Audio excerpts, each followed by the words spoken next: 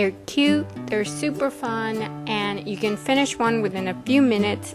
Best of all, there's no mess. Just get the kids to help you add some decorations to these eggs. Hey, it's Denise from LoomaHat.com, and this time we're knitting Easter eggs. In order for your project to turn out really well the very first time, watch the video completely before you start. Now let me show you how to mark your loom for this project. You're going to start by finding the anchor peg. You're going to count 4 pegs to the right, add a stitch marker, go back to the anchor peg, and count 4 pegs to the left, and put your second stitch marker. You don't need to do that, but it's going to be much easier if you do. We're going to do the drawstring cast on 16 pegs. So start by securing the working yarn to the anchor peg, and you can do a slip knot if that's more comfortable for you. I'm just going to do a very basic knot. Then I'm taking the working yarn towards the right. You can take it to the left. It'll have no effect on the project. Starting with the peg with the stitch marker, I'm going to come in and out on those 16 pegs. So I'm going to zigzag till I get to the other peg on the other end. And because we're knitting flat, I'm going to turn around just like this and go in the opposite direction. And first I'm going to lay my working yarn over those pegs, and the ones that have 2 loops I'm going to knit off. And if you notice, that is every other peg. So I have 2 loops here and I knit off. There are 2 loops here, so I knit off, and I continue to do that. I'm working again in the opposite direction, and I lay that working yarn very loosely over these pegs, and I'm going every few pegs at a time. And here is the last one that I'm going to knit off. Now that is my cast on, and now I'm going to do row 1. So I'm going to turn, and this is what my loom looks right now. And as you can see, peg 1 looks a little different. That is where I'm going to turn. So I bring my yarn back over to the front to the second peg, and now I knit that one off. I'm going to knit all of my pegs using the U-wrap version of the knit stitch. So I'm going to keep knitting until I get to the end of this row, which is where I left my stitch marker on the other end. Just keep knitting until you get there. This last one is a little funky, but you're going to knit it off, and now things are going to change a bit. You're now going to go to row 2, but before you do that, we're going to add a stitch to the next peg. So you bring the yarn to the front, to the back, and over. So you're going to wrap that peg, then go to the next one, and you're going to start to knit again. Now in the opposite direction, because again we are knitting flat, which means we go back and forth instead of going around. So keep knitting all the way till you get back to that stitch marker, and you're going to knit off that peg. And again, it's time to turn, but first you're going to add a stitch. So get your working yarn, and you're going to wrap that next peg, going from the front, back inside, and back around. Bring your yarn over to that peg that's next to it, and you're going to knit off. And now just keep knitting in the opposite direction. We're going back to the other end where we have our other stitch marker, and remember we added a stitch, so we're going to knit that stitch off. We're done with that row. Now before we turn, we're going to add a stitch. So right here, right in front to the back, I'm going to wrap that peg and bring my yarn, my working yarn, back to the front, and I'm going to knit off the peg that's next to it, and now I'm going to start knitting in that direction. I'm heading back to the other marker. And here we are back at the front, and guess what I'm going to do? Of course, I'm going to, well, first take that yarn off the anchor peg, and now I'm going to turn.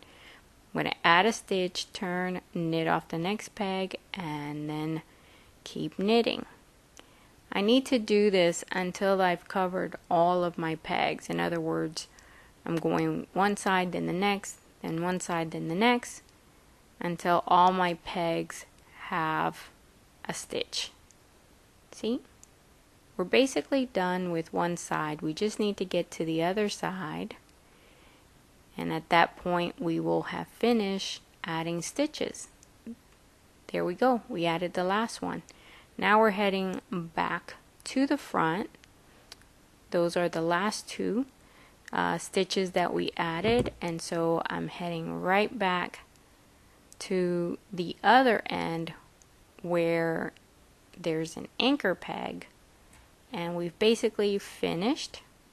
We're going to knit this last one, and now things are going to change a bit. We're going to knit off this peg, and we're not going to turn anymore. Now we're going to knit in the round, and so I'm taking my yarn over to the next peg, and I'm going to knit off, and from this point on I'm going to knit in the round. So I'm just going to go around and around and around and around and around. Here I am again at the front, and just like we did before, I don't turn, I keep knitting around. See? Those are the two pegs where we kept turning, but now we just continue to knit in a circle. And you'll see that that little spot has a few less rows than the other ones, because they do have less rows. See? It looks different. Just keep going around and around and around, because you need to have a total of 15 rows. So from row 1 to your last row, you're going to need 15 rows. When you're done knitting those 15 rows, we're ready for a modified version of the flat drawstring cast off. First, you're going to wrap the loom 2 times, and so that's the first. I'm going to go around one more time and make sure that I wrap the loom 2 times, because you need a lot of yarn. And then you can cut that working yarn, put it to the side, and now you need your hook. So this is where I stopped. I'm going to the next peg, and from the bottom up I'm going to scoop my working yarn and feed it through.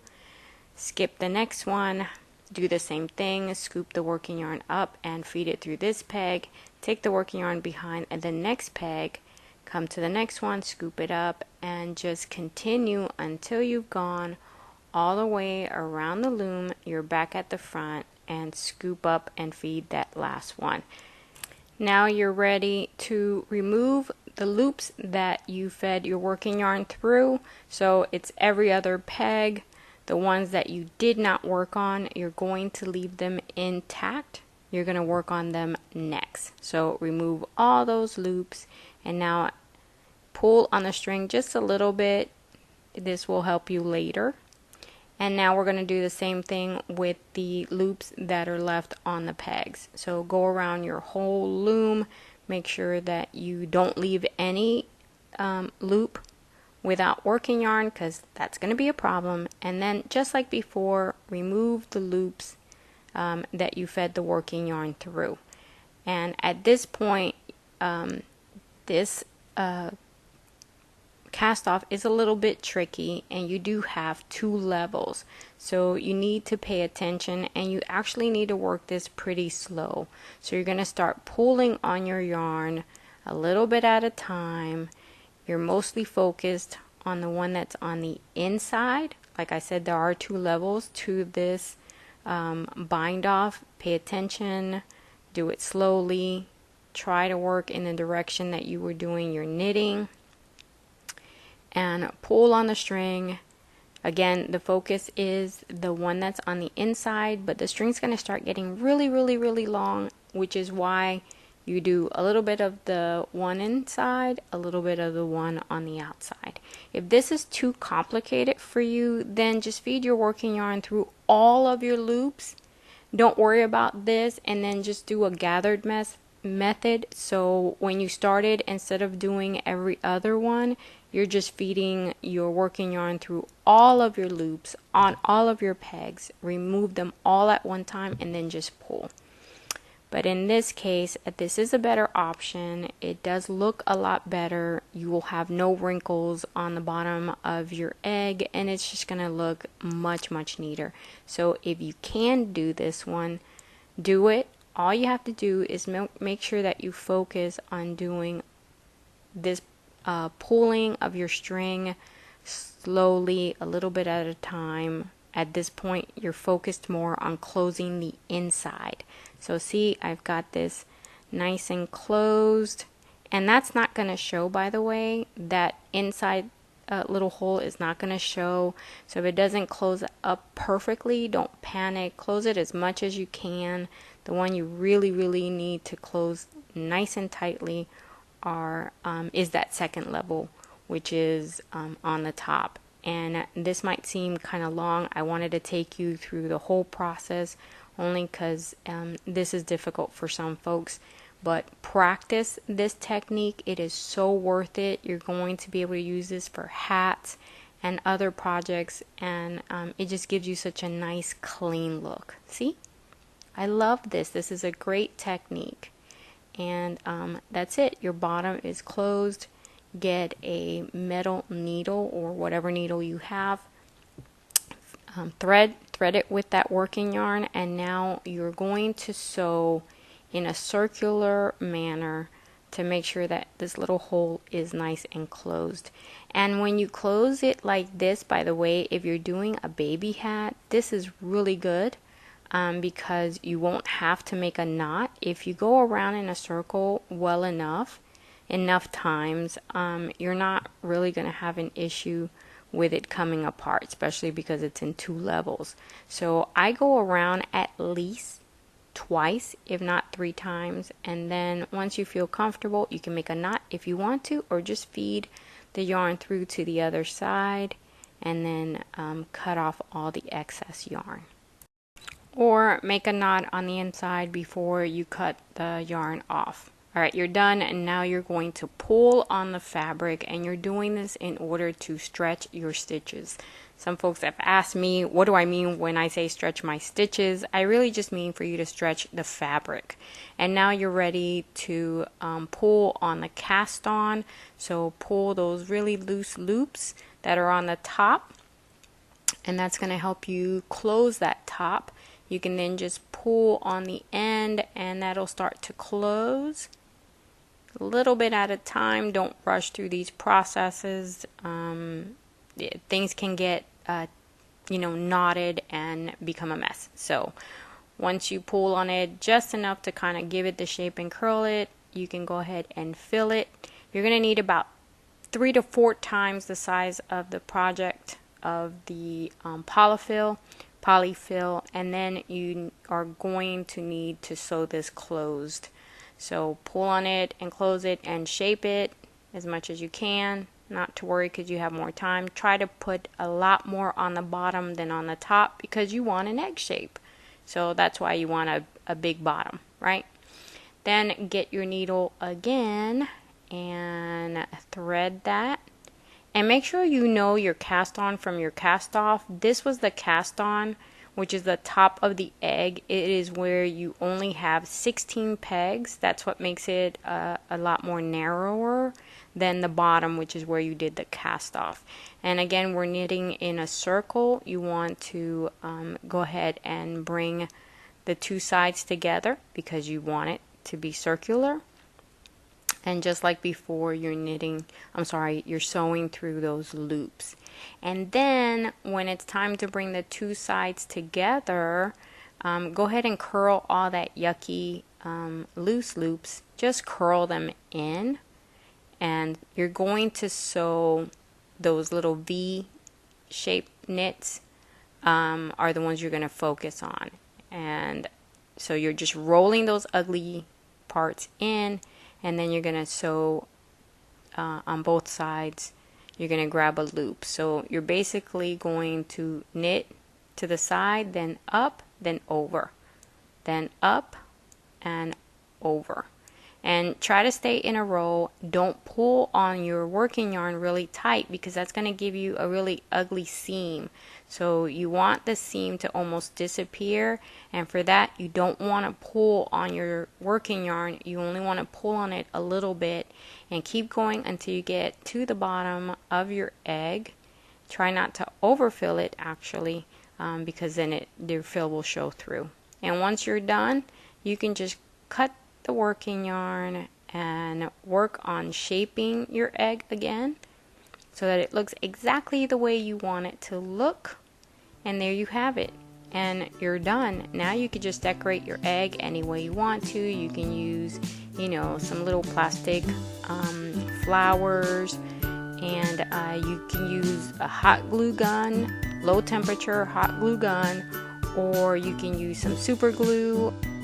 Add them to a cool wreath, or even make an Easter tree, you know, like a Christmas tree, but for Easter. They're really cool. Alright guys, thank you for watching this video, and please, if you would, share the video with friends and family. As always, press the like button. In addition, if you haven't already done so, please subscribe to this channel. Doing so will help me bring more of these videos to the loom knitting community.